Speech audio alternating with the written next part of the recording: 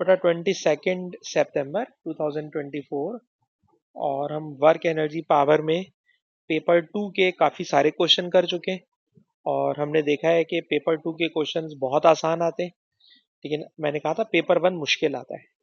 और पेपर 1 में जब हम रीड एंड राइट को देखते हैं तो उसमें तो सबसे पहली उन्होंने 6.1 एक्सरसाइज बनाई है। तो उसके अंदर जो मैंने अभी थोड़ी देर पहले वीडियो शेयर की है उसमें क्वेश्चन नंबर 1 2 3 4 5 6 तक वीडियो नॉर्मल चल रही है। क्वेश्चन नंबर 7 और उससे आगे में वीडियो रुकी हुई है, आवाज आ रही है। तो खैर वो रिकॉर्डिंग आखिर की मेरे ख्याल में खराबी हो गई है। तो क्वेश्चन नंबर 7 से मैं स्टार्ट कर रहा हूँ। क्वेश्चन नंबर 7 जरा देखिए, बड़ा ही आसान सा सवाल है। क्वेश्चन नंबर 7 ये है कि एक बॉल को हमने थ्रो किया ऊपर, ठीक है। बट जब थ्रो करते हैं ना, तो थ्रो करते वक्त हम बॉल को प्रोवाइड करते हैं काइनेटिक एनर्जी। और इस काइनेटिक एनर्जी को लेकर जैसे जैसे बॉल ऊपर जा रही होती है तो ऑब्वियसली काइनेटिक एनर्जी लूज हो रही होती है, पोटेंशियल एनर्जी गेन हो रही होती है। और जब हम हाईएस्ट पॉइंट पर पहुंच जाते हैं तो पोटेंशियल एनर्जी काइनेटिक एनर्जी की इक्वल होती है अगर एयर ना हो। लेकिन इसमें एयर है तो जाहिर सी बात है एयर की प्रेजेंस में काइनेटिक एनर्जी पोटेंशियल एनर्जी में थोड़ा सा 19-20 का फर्क आ जाएगा। तो खैर ये जनरल सी बात है। फॉर एग्जांपल एयर नहीं है तो टॉप पॉइंट पर पहुंच के काइनेटिक एनर्जी और पोटेंशियल एनर्जी बराबर होंगे। लेकिन नीचे क्वेश्चन को जरा पढ़िए। क्वेश्चन में लिखा हुआ है हमें नॉट करेक्ट आंसर चाहिए, नॉट करेक्ट चाहिए। जब नॉट करेक्ट चाहिए तो नॉट करेक्ट के लिए जरा पहला ऑप्शन पढ़िए। कह रहे जब बॉल ऊपर जाती है तो काइनेटिक एनर्जी कन्वर्ट हो रही होती है ग्रेविटेशनल पोटेंशियल एनर्जी में। तो ये बात तो करेक्ट है, और करेक्ट है तो ये हमारा आंसर नहीं है। अच्छा आगे चलें B part. At the mid point, आधे रास्ते में ही पहुंच के जो पोटेंशियल एनर्जी होती है वो काइनेटिक एनर्जी के बराबर हो जाती है। तो भाई हाईएस्ट पॉइंट पर पहुंच के बराबर होती है, टॉप पॉइंट पर पहुंच के बराबर होती है, मिड पॉइंट पर बराबर हो जाती है। बिल्कुल बेवकूफाना बात है, इनकरेक्ट है। और मुझे नॉट करेक्ट ही चाहिए, इसलिए इसका आंसर बीटा है। इसलिए इसका आंसर बीटा है। ठीक है जनाब। ये कह रहा है कि जब सही जुमला ये होता है टॉप पॉइंट पर पहुंचकर kinetic energy equal to potential energy. ये कह रहा है कि मिड पॉइंट पर ही काइनेटिक एनर्जी पोटेंशियल एनर्जी के बराबर हो जाती है। तो यही इनकरेक्ट आंसर है और मुझे इनकरेक्ट ही चाहिए, इसलिए इसका आंसर बीटा है। सी को भी देख लें। हाईएस्ट पॉइंट पे काइनेटिक एनर्जी जीरो हो जाती है, जाहिर सी बात है टॉप पे पहुंच के काइनेटिक एनर्जी जीरो हो जाएगी और वो काइनेटिक एनर्जी पोटेंशियल एनर्जी में कन्वर्ट हो चुकी होगी। आखिरी पार्ट के total energy less than initial total energy होगी। जाहिर सी बात है जब एयर रेजिस्टेंस है तो इनिशियल टोटल एनर्जी ज्यादा होगी, टॉप पर पहुंचकर टोटल एनर्जी कम होगी क्योंकि वो एनर्जी एयर की रेजिस्टेंस में जाया हो गई होगी। तो बॉडी की जो एनर्जी है वो कम हो गई होगी। तो खैर आंसर बी है, बीटा। उसके बाद इधर आ जाइए, क्वेश्चन नंबर 8 बहुत आसान है। एक बंदा आहिस्ता आहिस्ता लेडर के ऊपर जा रहा है, तो कौन सी एनर्जी किसमें ट्रांसफर हो रही है? जवाब सर बॉडी के अंदर जब हम खाना खाते हैं ना, तो जो हमारी बॉडी में उर्दू में कहते हैं जान आ जाती है बॉडी में, उसे फिजिक्स वाले कहते हैं हमारी बॉडी में आ जाती है केमिकल पोटेंशियल एनर्जी। और वही केमिकल पोटेंशियल एनर्जी ऊपर जाते हुए ग्रेविटेशनल पोटेंशियल में कन्वर्ट हो रही होती है। इसलिए यही इसका सही आंसर है, इसलिए यही इसका सही आंसर है। Question number 9। क्वेश्चन नंबर 9 के अंदर कह रहे हैं कि एक रेलवे इंजन है, उसका बेटा उन्होंने मास बता दिया है। ठीक है जनाब, मास बता दिया है, स्टार्टिंग फ्रॉम रेस्ट है और उसने इतनी स्पीड पकड़ ली है। क्वेश्चन है वर्क कैलकुलेट करें। तो वर्क का फार्मूला दिमाग में पहले आता है हाफ एम वी स्क्वायर। ठीक है जनाब, वर्क का सॉरी फार्मूला आता है एफ इंटू डी। वर्क का फार्मूला पहले आता है एफ इंटू डी। पर क्वेश्चन में ना कोई फोर्स दी हुई है ना कोई डिस्प्लेसमेंट दिया हुआ है। क्वेश्चन में दिया हुआ है मास, क्वेश्चन में दी हुई है स्पीड। ठीक है ना। अलबत्ता मास बड़े खतरनाक स्टाइल का दिया हुआ है। मास दिया हुआ है 1200 टन्स और फिर ईच टन बताया है 1000 kg के होता है। तो ये मास को ना हम टन से पहले केजी में कन्वर्ट करेंगे। स्पीड 75 पर पहुंच गई है। तो आप वर्क कैलकुलेट करने के लिए काइनेटिक एनर्जी का फॉर्मूला यूज करोगे, क्योंकि क्वेश्चन में ना फोर्स दी हुई है ना डिस्प्लेसमेंट। जब फोर्स इंटू डिस्प्लेसमेंट गिवन ना हो तो हम देखते हैं क्या चीज गिवन है, मास और वेलोसिटी, तो हाफ एम वी स्क्वायर से काइनेटिक एनर्जी आ जाएगी। क्वेश्चन नंबर 10 भी यही क्वेश्चन है, खाली वैल्यूज बदली हुई हैं, इसलिए इस पर टाइम पास नहीं करेंगे। क्वेश्चन नंबर 11 जरा तरीके का सवाल है। क्वेश्चन नंबर 11 करने के लिए पूरा प्रॉपर वर्डिंग में हमें लिखना पड़ेगा। क्वेश्चन नंबर 11 ये है कि एक कार ट्रैवल कर रही है मोटरवे पे, ठीक है जनाब। मोटरवे पे चल रही थी, इसकी स्पीड थी 28 मीटर पर सेकेंड, ठीक है जी। फिर यहां से इसने एग्जिट ले लिया। जब इसने एग्जिट लिया तो एग्जिट 22 मीटर हाई है, यानी ये मोटरवे है और ये एग्जिट है। ये जो एग्जिट है ये 22 मीटर हाई है, 22 मीटर हाई है मोटरवे से। तो जब ये मोटरवे पे एंटर हो रही थी गाड़ी, उसकी स्पीड थी 28। क्वेश्चन है, बताइए जब ये हाईएस्ट पॉइंट के ऊपर पहुंचेगी तो यहाँ उसकी स्पीड क्या होगी, यानी जब वो एग्जिट से बाहर निकल रही होगी, एग्जिट रोड पर होगी, तो वहां पर उसकी स्पीड क्या होगी। मोटरवे पर स्पीड 28 थी, जब वो रैंप के ऊपर जा रही है इनिशियल स्पीड 28 थी, जब वो बिल्कुल ऊपर पहुंच जाएगी तो बताइए फाइनल स्पीड क्या होगी। फाइनल स्पीड कैलकुलेट करना है, कैसे कैलकुलेट करेंगे। तो सर कैलकुलेट करने का तरीका ये होगा कि क्वेश्चन में उन्होंने इनिशियल स्पीड दी हुई है, इनिशियल स्पीड दी हुई 28, ठीक है जनाब, और फाइनल स्पीड हमने कैलकुलेट करनी है। अच्छा ये बताइए जैसे जैसे ये ऊपर जा रही होगी तो ऊपर जाने में काइनेटिक एनर्जी लूज करेगी और पोटेंशियल एनर्जी गेन करेगी। सर पोटेंशियल एनर्जी का फॉर्मूला होगा एम जी एच, और काइनेटिक एनर्जी का, भाई काइनेटिक एनर्जी में हाफ मास, इनिशियल वेलोसिटी उसकी ज्यादा है, फाइनल वेलोसिटी उसकी कम होगी। भाई इनिशियल ज्यादा है 28, 28 से ये चढ़ना शुरू हो रही है और अब हाइट पे पहुंचेगी तो ऊपर जाते जाते वेलोसिटी कम हो जाएगी। फाइनल वेलोसिटी कैलकुलेट करनी है। ये सवाल मैं आपसे करवाना चाहूंगा। दोनों तरफ बेटा मास से मास कैंसिल हो जाएगा, सारी वैल्यूज आपके सामने। बेटा खुद से काम क्वेश्चन करोगे तो करना आएगा, वरना छापते रहने से कुछ भी नहीं आएगा। इक्वेशन को बेटा लिखो और मुझे बताओ फाइनल वेलोसिटी क्या आ रही है। आंसर मेरे पास भी नहीं है, आप में से कोई एक बच्चा बताएगा तो फिर हम बाकी बच्चों को यस या नो करेंगे। क्वेश्चन में लिखा हुआ है no air resistance no friction, सिर्फ फोर्स ऑफ ग्रेविटी एक्टिंग। आप कह रहे हैं 20 का आंसर है, यानी बीटा। अच्छा सी, दैट इज 21,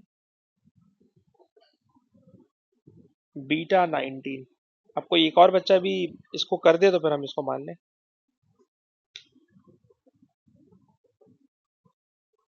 ठीक है जी, उमर भी बता रहे हैं बीटा, ताहा भी बता रहे हैं बीटा। फातिमा बेटा आपके पास क्या आंसर है। ठीक है जी, 19 मेरे पास है। ठीक है जनाब, तो काइनेटिक एनर्जी का चेंज, क्योंकि स्पीड का चेंज, तो इनिशियल स्पीड ज्यादा है इसलिए पहले मैंने यू स्क्वायर लिखा, और फाइनल स्पीड कम है इसलिए मैंने उसको बाद में वी स्क्वायर लिखा। अच्छा जी, उसके बाद एक पेंडुलम का बॉब है। पेंडुलम का बॉब पोजीशन पी पर है और पी से मूव करता हुआ वो क्यू की तरफ जा रहा है। सर अब वो पी से क्यू की तरफ जा रहा है तो ऑब्वियसली पोटेंशियल एनर्जी लूज कर रहा है और काइनेटिक एनर्जी गेन कर रहा है। स्पीड बेटा कैलकुलेट करनी है। स्पीड कैलकुलेट करने के लिए 2 डिवाइड है बेटा, 2 माना कि मल्टीप्लाई हो जाएगा। वेलोसिटी पर स्क्वायर है, उधर जाके अंडर रूट बन जाएगा, और इस तरह इसका आंसर बन जाएगा अंडर रूट 2 GV। तो ईमानदारी की बात है 6.1 में जो अभी मैंने सवाल कराए उनमें से कोई मुश्किल सवाल नहीं निकला, सारे नॉर्मल से सवाल थे। ऊपर वाले क्वेश्चन पहली वीडियो में, इसलिए मैं ऊपर वाले क्वेश्चन आज की क्लास में नहीं कर रहा। अच्छा जी, अब आ जाइए 6.2। 6.2 भी मेरे पास एक रिकॉर्डिंग बनी हुई है। उस रिकॉर्डिंग में मैंने देखा है कि क्वेश्चन नंबर 1 2 3 4 5 6 7 8 9 10 11 12 तक उसमें हुए हैं क्वेश्चन। ठीक है ना, अभी क्लास के फौरन बाद एक मैं एक वीडियो आपके साथ शेयर करूंगा, उसमें क्वेश्चन नंबर 12 तक हुए हुए हैं क्वेश्चन। तो मैं क्वेश्चन नंबर 13 से शुरू कर रहा हूँ। क्वेश्चन नंबर 13 देखिए बेटा, क्वेश्चन नंबर 13 ये है कि एक स्लेज है जो आपको पता है स्नो के ऊपर चलाते हैं। कह रहे जनाब ये स्लेज है, इस स्लेज को एक रस्सी से बांधकर आप खींच रहे हो। रस्सी खींचने के लिए फोर्स लगा रहे हो 100 न्यूटन। ये रस्सी हॉरिजेंटल के साथ 30 डिग्री का एंगल बना रही है। जब ये 30 डिग्री का एंगल बना रही है तो इस टेंशन के दो कंपोनेंट्स हो जाएंगे। एक कंपोनेंट होगा टी कॉस थीटा और एक कंपोनेंट होगा टी साइन थीटा। जब कभी बेटा वर्क कैलकुलेट करना होता है ना, तो वर्क में फोर्स और डायरेक्शन ऑफ मोशन एक दूसरे के पैरेलल लेते हैं। फोर्स और डायरेक्शन ऑफ मोशन एक दूसरे के पैरेलल लेते हैं। तो जो स्लेज है ये हॉरिजेंटल सरफेस पे मूव कर रही है, तो ऑब्वियसली इसमें हॉरिजेंटल कंपोनेंट काम का होगा। इसलिए बेटा मैंने वर्टिकल कंपोनेंट हटा दिया और वर्क का फॉर्मूला होगा टेंशन कॉस थीटा। ये इसका हॉरिजेंटल कंपोनेंट है और ऑब्जेक्ट ने कितना मूव किया है सर? 5 मीटर उसने मूव किया है। 5 मीटर इसने मूव किया है। बेटा कोई बच्चा कैलकुलेटर चलाए और हमें आंसर करे, इसका क्या आंसर बनेगा बेटा?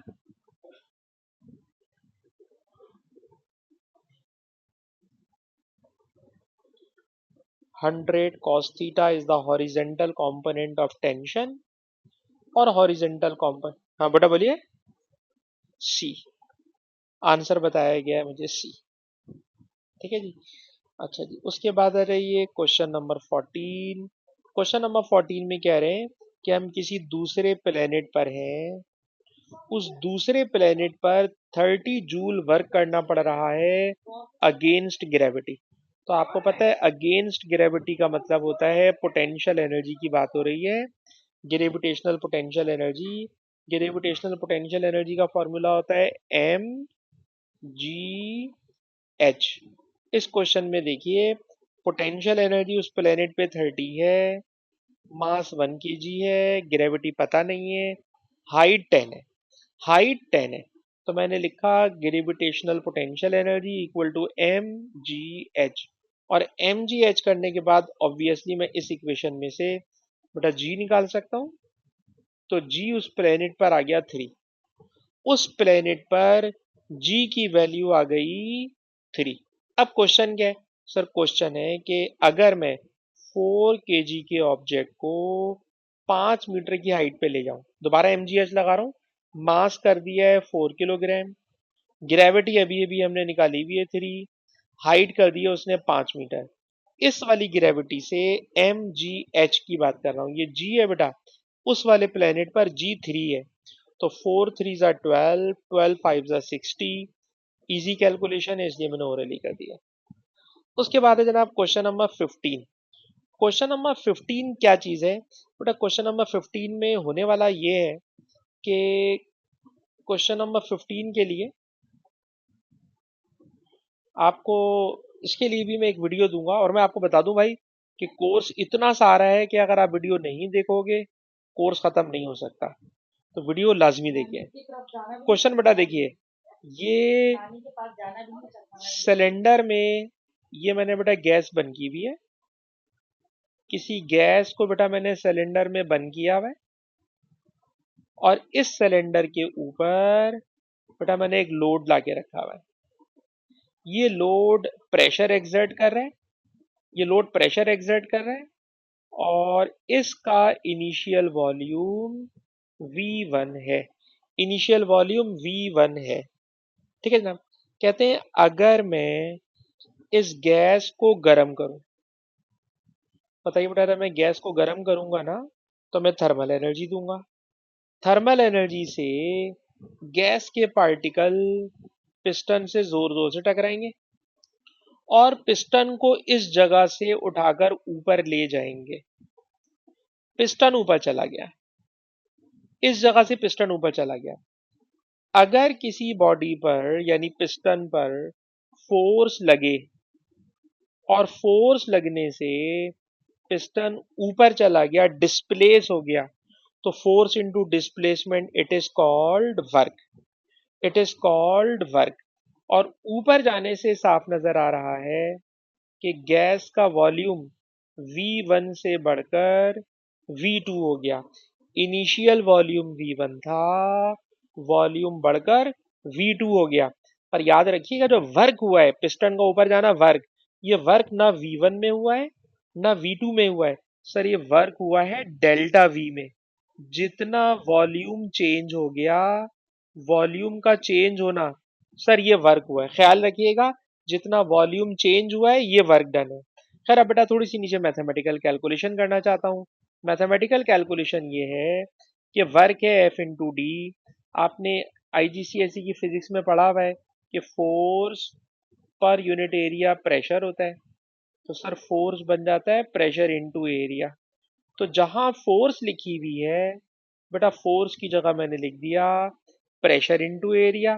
फोर्स की जगह बेटा मैंने लिखा pressure into area. D, D यहाँ पर पिस्टन का ऊपर जाना है। ऊपर जाने को बच्चों को एच लिखना ज्यादा अच्छा लगता है कि पिस्टन हाइट पे चला गया है, मैंने लिख दिया एच। तो बेटा नोट कीजिएगा कि गैस का प्रेशर पी था, पी को मैंने कुछ नहीं कहा। ठीक है जनाब। अब जो लिखा हुआ है एरिया इंटू हाइट, तो मैथमेटिक्स में हम सब जानते हैं कि एरिया को हाइट से मल्टीप्लाई कर दिया जाए तो इट बिकम्स वॉल्यूम। एरिया को हाइट से मल्टीप्लाई कर दिया जाए, इट बिकम्स वॉल्यूम। अब वॉल्यूम यहाँ पे तीन है। एक वॉल्यूम है गैस का इनिशियल वॉल्यूम, एक है गैस का फाइनल वॉल्यूम। पर बताइए वर्क कौन से वॉल्यूम में हुआ है? सर वर्क हुआ है डेल्टा वी में, वर्क हुआ है इस चेंज इन वॉल्यूम में। तो change in volume is denoted by delta we. तो बेटा ये एक और फॉर्मूला है जिसे आप ऐड कर लीजिए अपनी लिस्ट में कि जब किसी सिलेंडर में गैस बंद करते हैं, गैस को गर्म करते हैं, तो गैस पिस्टन पर वर्क करती है, पिस्टन को ऊपर ले जाने में वर्क करती है। और जो गैस वर्क करती है सर, गैस का वर्क होता है P डेल्टा वी। गैस का वर्क होता है P डेल्टा वी। इसी P डेल्टा वी को सामने रखते हुए आपके सामने एक क्वेश्चन करना चाहता हूँ। क्वेश्चन क्या है सर? क्वेश्चन है हमारे सामने स्क्रीन पे, रीड एंड राइट का क्वेश्चन नंबर 15। इस क्वेश्चन को बेटा मैंने यहाँ से कॉपी किया और इसको इस पेज के ऊपर लाके पेस्ट कर लिया ताकि इस क्वेश्चन को हम यहाँ पर प्रॉपर वे में सॉल्व कर सकें। तो जरा क्वेश्चन सुनिएगा बेटा, क्या जो ऊपर अभी मैंने फॉर्मूला पढ़ाया उसी को मैं यूज करने जा रहा हूँ। A cylinder contain fixed mass of gas, mass change नहीं होगा। गैस का प्रेशर, सर गैस का प्रेशर है 1.3 एक्सपोनेंट 5 पास्कल। ये है गैस का प्रेशर। गैस एक्सपेंड हो रही है, गैस का वॉल्यूम इंक्रीज हो रहा है 900 से 1100। तो कितना चेंज हो रहा है सर? फाइनल वॉल्यूम 1100 है, इनिशियल वॉल्यूम 900 है। तो 1100 minus 900, change in volume is 200। तो वॉल्यूम का चेंज 200 है, प्रेशर गिवन है। क्वेश्चन है कैल what is work done, work बताइए। तो बेटा वर्क का फॉर्मूला, गैस में वर्क का formula, piston gas cylinder, work का फॉर्मूला P डेल्टा वी। जहां लिखा बेटा प्रेशर, प्रेशर की जगह लिखो 1.3 exponent 5 Pascal. It is pressure and it is a constant pressure. Volume, sir gas का वॉल्यूम चेंज हो गया था, वॉल्यूम का चेंज था 200। अब आप कैलकुलेटर चलाएं और मुझे बताएं कि कितना वर्क हुआ है। जब तक कोई बच्चा इसको सॉल्व कर रहा है मैं बताता चलूं कि इन्होंने 6.123 में गैस वाले वर्क के क्वेश्चंस को स्प्रेड किया हुआ है।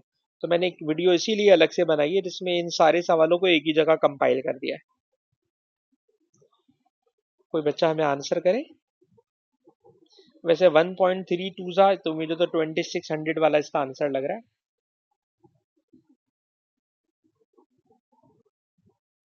अब ना करो ना ऐसा, ऐसा तो कोई आंसर। अच्छा अच्छा अच्छा, मैंने गलती करी, मैंने गलती करी, पता है क्या गलती की है सर? ये सीएम क्यूब है।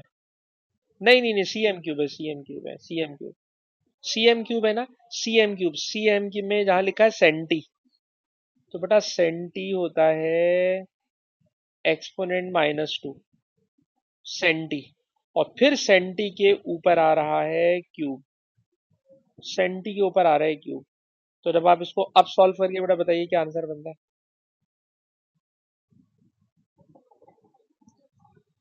अब 26 इसका आंसर आ रहा है। ठीक है जनाब, तो कभी भी सेंटीमीटर क्यूब लिखा हो तो सेंटी का एक्सपोनेंट -2 और सेंटीमीटर क्यूब, तो क्यूब और लगेगा, तो इस तरह से सेंटीमीटर क्यूब कन्वर्ट हो जाएगा मीटर क्यूब में, और मीटर क्यूब में कन्वर्ट करके फिर हम लोग वर्क कैलकुलेट कर रहे हैं, तो cm cube must be converted into metre cube. तो ये बेटा अभी मैं क्लास के आखिर में ये वाली इस शीट भी आपके साथ में शेयर करूंगा। खैर ये क्वेश्चन हमारा हो चुका है कंप्लीट। उसके बाद जो नेक्स्ट क्वेश्चन है सर, नेक्स्ट क्वेश्चन में भी मुझे लग रहा है कैलकुलेशन थोड़ी ज़्यादा है, इसलिए मुझे इसको भी कॉपी पेस्ट कर लेना चाहिए। Question number 16। अच्छा ये जो क्वेश्चन नंबर 16 है, इसमें क्या हो रहा है सर, इसमें एक फॉर्मूला यूज हो रहा है, फॉर्मूले का नाम है एफिशिएंसी। बताइए एफिशिएंसी का बेटा फॉर्मूला होता है आउटपुट डिवाइडेड बाय इनपुट। तो क्वेश्चन में देखिए लिखा हुआ है कि एक इलेक्ट्रिक केटल है, इसकी इनपुट पावर 1.5 किलोवाट्स है, यानी इसे जो हम पावर देंगे इट इज 1.5 किलोवाट्स। इसकी एफिशिएंसी 65% है। ठीक है जनाब। अब सोचिए इनपुट पता है, एफिशिएंसी पता है, तो जाहिर सी बात है आउटपुट पहले कैलकुलेट कराएगा, फिर हम आगे देखेंगे वो क्या बोल रहा है। तो एफिशिएंसी होती है output power divided by input power. Percentage में एफिशिएंसी 65% है, परसेंट हटाऊंगा तो ये बन जाएगा डिवाइडेड बाय 100, ये 0.65।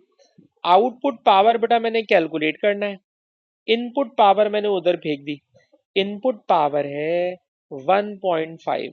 तो जल्दी से कोई बच्चा मेरी हेल्प करे, 1.5 को मल्टीप्लाई करें 0.65 से, तो पहले मुझे बताइए आउटपुट पावर कितनी है।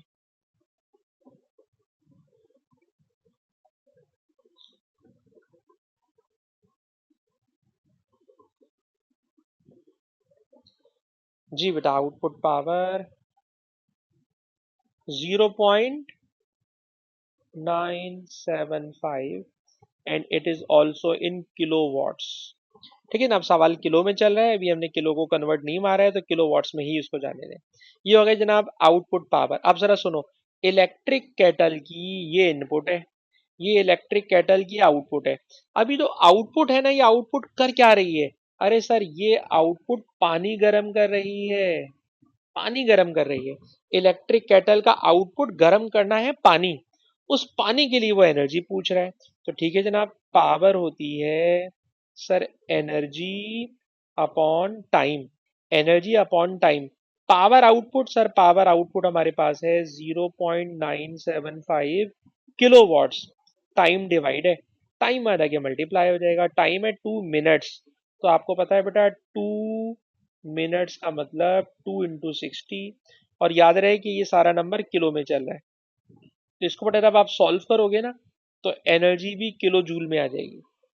तो जरा इन सबको मल्टीप्लाई करें और मुझे बताएं कि इसमें से 117 हमारा में आंसर कर रहे हैं 117, इट इज द एनर्जी, और ये एनर्जी आउटपुट है कैटल की, और जो आउटपुट कैटल से निकल रहा है वो पानी को गर्म कर रहा है। तो पानी को गर्म करने के लिए पानी को जो एनर्जी ट्रांसफर हो रही है इट इज 117 किलो जूल।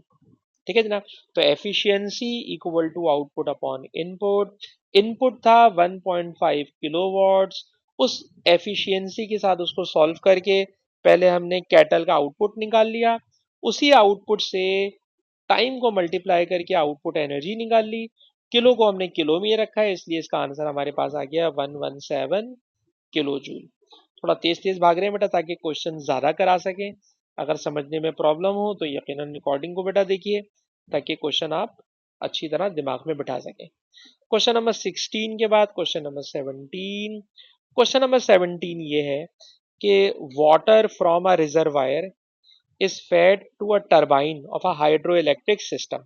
आपको पता है कि जो बिजली बनाते हैं, इलेक्ट्रिसिटी बनाते हैं, उस इलेक्ट्रिसिटी में डैम में पहले पानी स्टोर कर लिया जाता है।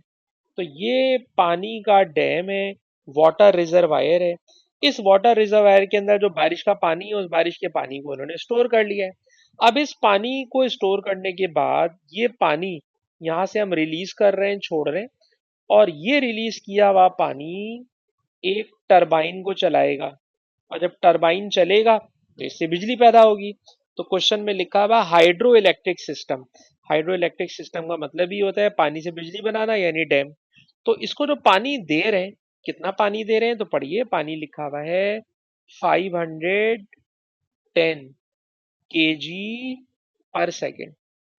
तो ये जनाब उन्होंने हमें दिया है, केजी का मतलब मास, सेकेंड का मतलब टाइम। इन्होंने मास अपॉन टाइम बता दिया है, मास अपॉन टाइम दे दिया है कि इतना पानी हम टरबाइन को दे रहे हैं। रिजर्वायर इज 280 मीटर हाई, जो हाइट है वो 2 मीटर हाइट है। ठीक है जनाब, इस डैम की जो हाइट है वो 2 मीटर, 280 मीटर हाइट है। तो ऑब्वियसली जब डैम से पानी रिलीज करोगे तो पानी की पोटेंशियल एनर्जी क्या करेगी, टरबाइन को चलाएगी। पानी की पोटेंशियल एनर्जी टरबाइन को चलाएगी। ठीक है जनाब। अच्छा, ये पोटेंशियल एनर्जी यहां से आ रही है एमजीएच से। अब ये क्या कर रही है सर, ये टरबाइन चला रही है। टरबाइन चलाने से इलेक्ट्रिकल एनर्जी पैदा हो रही है। टरबाइन चलाने से इलेक्ट्रिकल एनर्जी पैदा हो रही है। क्या आपको पता है इलेक्ट्रिकल एनर्जी का फॉर्मूला? सर, इलेक्ट्रिकल एनर्जी होती है voltage current into time. Electrical energy होती है voltage current into time, electrical energy. और लेफ्ट साइड पे पोटेंशियल एनर्जी है। सर, पोटेंशियल एनर्जी है एम जी एच। डैम में भरा है पानी, पानी में है पोटेंशियल एनर्जी, पानी रिलीज कर रहा हूं। इस पानी को रिलीज करके पानी की पोटेंशियल एनर्जी, पानी का प्रेशर टरबाइन को चला रहा है, और टरबाइन चलने से बिजली पैदा हो रही है। अब इस क्वेश्चन में नोट करो, ये वाला मास और ये वाला टाइम इन्होंने मिला के दिया हुआ है, that is m upon t. तो पहला काम तो बेटा मैंने ये कर लिया कि एम अपॉन टी को एक तरफ कर लिया, एम अपॉन टी को एक तरफ कर लिया। अच्छा, जो मैंने लिखा है ना, इसके अंदर मैं रुक रहा हूं, यहाँ पर रुक कर मैं ये कहना चाह रहा हूं कि ऐसा जब होता है, जो मैंने लिखा ना m g h is equal to V I T, जब कोई सिस्टम 100% एफिशिएंट हो। ऐसा जब होता है जब कोई सिस्टम 100% एफिशिएंट हो, यानी सारी पोटेंशियल एनर्जी इलेक्ट्रिकल एनर्जी में जा रही हो, 100% एफिशिएंट हो। पर नीचे लिखा हुआ what is efficiency, efficiency calculate करो। It means efficiency is not 100%। Potential energy equal to electrical energy जब होती है जब पूरा सिस्टम 100% हो। 100% नहीं है वो तो एफिशिएंसी पूछ रहे। अगर वो पूछ रहा है तो आपको करना ये पड़ेगा कि इस एमजीएच को मान लो इनपुट, इसको मान लो इनपुट, और ये एनर्जी है, तो मैंने इसको कह दिया ये इनपुट एनर्जी है, टरबाइन की इनपुट एनर्जी है, और ये टरबाइन की आउटपुट एनर्जी है। हमने कैलकुलेट करना है एफिशिएंसी। तो बेटा एफिशिएंसी होती है output energy divided by input energy. मैं यहाँ रोक रहा हूँ बेटा, पहले कॉपी करो, पहले कॉपी करो, ऐसा ना हो कि मैं अकेले अकेले भाग रहा हूँ। पहले जरा इसको कॉपी करें जब तक मैं बोल रहा हूँ। डैम में भरा हुआ है पानी, पानी को जब मैं रिलीज करूंगा तो पानी में जो पोटेंशियल एनर्जी है ड्यू टू द हाइट, उससे प्रेशर डेवलप होगा, और वो प्रेशर टरबाइन चलाएगा। ऐसा नहीं होता कि 100% पोटेंशियल एनर्जी बिजली बना दे। तो जो पोटेंशियल एनर्जी है वो mgh है, जो बिजली बन रही है वो आउटपुट है। We have to calculate efficiency. Sir, efficiency का formula output divided by input, output divided by input. बताइए आउटपुट क्या है? सर, आउटपुट है V I T, electrical energy, V I T, ये है जनाब आउटपुट। अच्छा बेटा, पेन को थोड़ा थिक कर लूं। आउटपुट है वी आई टी। इनपुट क्या है? सर, इनपुट है एम जी एच, इनपुट है एम जी एच। पहले बेटा यहां तक का कॉपी कीजिए, पहले बेटा यहां तक का कॉपी कीजिए। इसके बाद वाला जो स्टेप है वो शायद आपको तंग करे, वो ये कि ये वाला जो टी है ना, ये वाला टी, अगर इस टी को मैं बोलूं मुझे नीचे लेके जाना है, इस टी को नीचे लेके जाना है, तो टी पता है कैसे नीचे जाएगा? वी ऐसे ही है, आई ऐसे ही है, जी और एच ऐसे ही है, ठीक है ना? जी और एच ऐसे ही है। ये वाला टी और ये वाला एम नीचे जाके बनेगा एम अपॉन टी। अब मैथमेटिक्स में मैं आपको ये किस तरह से समझाऊं कि जो नंबर सबसे ऊपर लिखा हुआ है टाइम, सर मैं टाइम को नीचे लेके जाऊंगा तो टाइम एम के साथ नीचे रह के डिवाइड हो जाएगा। ये आपको अलजबरा आना चाहिए कि ये वाला जो टाइम है, ये वाला जो टाइम है, जब ये एम के साथ नीचे जाएगा तो ये बन जाएगा एम अपॉन टी। इसको ये शक्ल मैंने क्यों दी है? क्योंकि सर क्वेश्चन में उसने मुझे एम अपॉन टी दिया हुआ है। अब आप देखना सारी की सारी वैल्यूज बेटा उसने दी हुई है, जरा नोट करना। वोल्टेज कितना है? क्वेश्चन नंबर 17 बेटा लेफ्ट हैंड पे देखते रहो, लेफ्ट हैंड पे देखते रहो। सर वोल्टेज, सर वोल्टेज है 5800, ये वोल्टेज है। करंट, कितना करंट पैदा हो रहा है? सर करंट पैदा हो रहा है 205 एम्पेयर। एम अपॉन टी, कितना पानी दे रहे हो टरबाइन को? सर टरबाइन को पानी दे रहे हैं 510 केजी पर सेकेंड। जी कितना होता है? 9.8।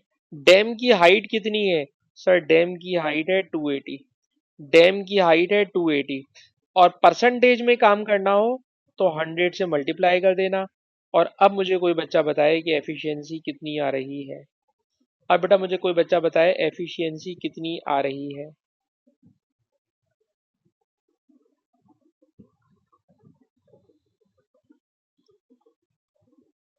8.3%, 12%, 83%, ये 85%। 85%। और याद रखिएगा एग्जाम में जब 83 और 85 इतने करीब करीब नंबर लिखे हुए हो ना, तो जी की वैल्यू बड़ी एहतियात से 9.8 लिया करें, वरना हम कभी कभी जल्दी में 9.8 के बजाय 10 से भी काम कर लेते हैं।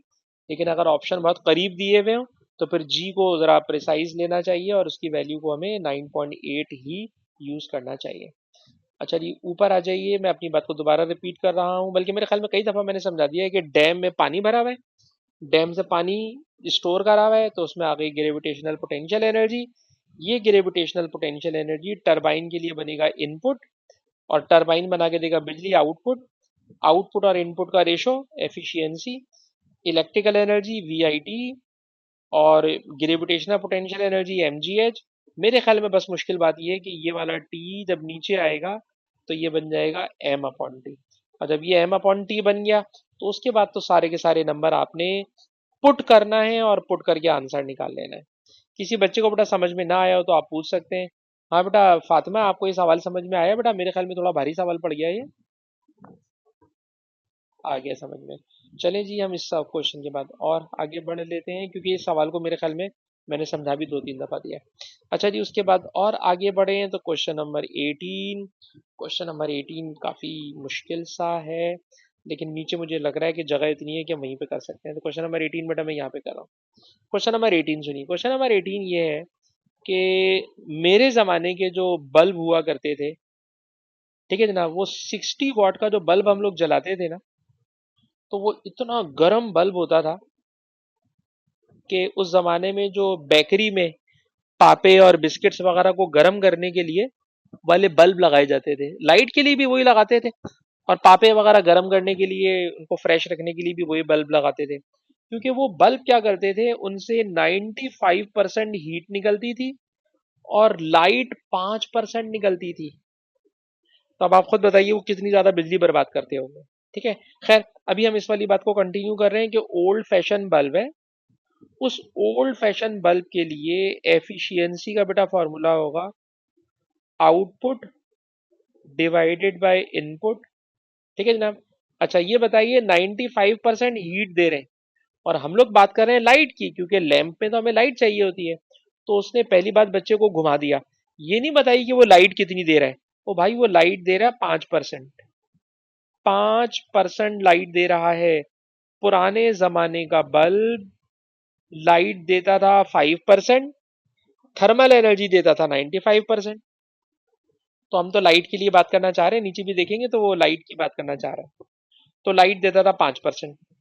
अच्छा, उसको हमें इनपुट कितना देना पड़ता था? सर हमें इनपुट देना पड़ता था 60 वॉट्स का। 60 वॉट्स का इनपुट देते थे, तो वो उसमें से 5% हमें लाइट दे देता था। वो जो 5% लाइट होगी, उसकी वैल्यू को बेटा मैं आपसे कैलकुलेट कराना चाहूंगा। कोई बच्चा मुझे बताए 0.05 इंटू 60। तो पुराने जमाने का जो बल्ब होता था, वो लाइट कितनी आउटपुट देता था? 3 वॉट्स के बराबर। यानी मौजूदा जमाने का जो 3 वॉट का बल्ब है ना, 3 वॉट का बल्ब जो अभी हम आजकल यूज करते हैं एलईडी, वो पुराने जमाने के 60 वॉट्स वाली बिजली के बराबर है। यानी वो 60 वॉट पे चलता था, तो नया बल्ब जो है वो 3%, 3 वॉट्स के ऊपर चल रहा है। अच्छा आगे चले, कह रहे हैं अब जनाब मैं लेकर आ गया एक नया बल्ब, मॉडर्न लैंप। ये जो मॉडर्न लैंप होते हैं, ठीक है जनाब, इसकी लाइट बड़ी बेहतरीन होती है क्योंकि इसमें थर्मल ना होने के बराबर होती है। तो अब मैं लेकर आ गया बेटा नई टेक्नोलॉजी का बल्ब। इस नई टेक्नोलॉजी के बल्ब में फिर मैंने फॉर्मूला लगाया, efficiency is equals to output divided by input. Sir इस नए बल्ब की एफिशिएंसी कैलकुलेट करना है, नए लैंप की एफिशिएंसी कैलकुलेट करना है। हमें दे क्या रहा है? सर इस नए बल्ब को 4 वॉट्स इनपुट देना है। इस नए बल्ब को इनपुट आपने देना है 4 वॉट्स का, 4 वॉट्स का इनपुट देना है। और ये आपको आउटपुट कितना देगा? तो जरा पढ़िए, लिखा हुआ है मॉडर्न लैंप उतना ही आउटपुट देता है जितना पुराना वाला देता था। यानी जो अभी हम क्वेश्चन के पहले पार्ट में करके आए, पहले वाले बल्ब का आउटपुट 3 वॉट था, तो 3 वॉट की लाइट ये हमें दे देगा। यानी इनपुट करूंगा 4 वॉट, तो ये मुझे आउटपुट दे देगा 3 वॉट। यानी 1 वॉट तो अभी भी ये थर्मल एनर्जी में जाया करेगा। अब जब आप इसको 100 से मल्टीप्लाई करके एफिशिएंसी निकालेंगे, तो बेटा इसकी एफिशिएंसी बताइएगा कितनी आएगी?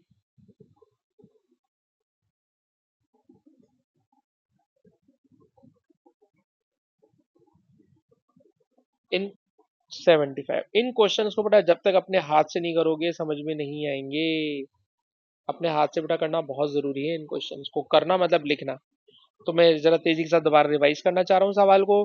पुराने जमाने का बल्ब, उसको हम इनपुट देते थे 60 वॉट्स, इनपुट देते थे 60 वॉट्स।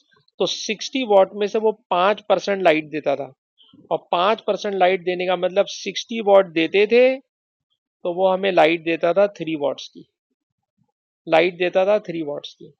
अब नए बल्ब आ गए, नए बल्ब में इनपुट दे रहे हो 4 वॉट का, और आउटपुट वो पिछला वाला पुराना वाला यानी 3 वॉट का। उसकी भी एफिशिएंसी अभी भी 75% है। लेकिन ये 75% ऑब्वियसली बहुत अच्छी है एज कम्पेयर टू पुराना बल्ब जो 5% पे चलता था। ठीक है जनाब, सवाल और करा सकता हूँ लेकिन मैं रिकॉर्डिंग बंद करूंगा।